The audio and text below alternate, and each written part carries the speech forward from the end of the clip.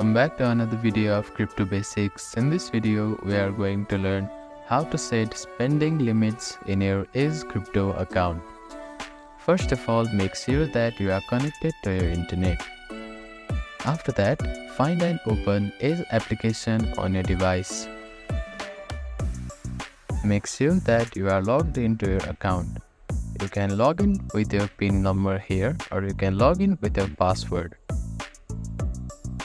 After you are logged into your account, you will see three lines which is at the top right corner of the screen. Click on it. After that, you can find Settings tab which is at the second last option here. After clicking on that option, scroll down a little and you will see Spending Limits option. Click on it. After that, you will need to type in your password on this field. After typing in, you need to toggle the switch here, which is of transaction spending limit. Simply click on this toggle and you can type in the spending limits here.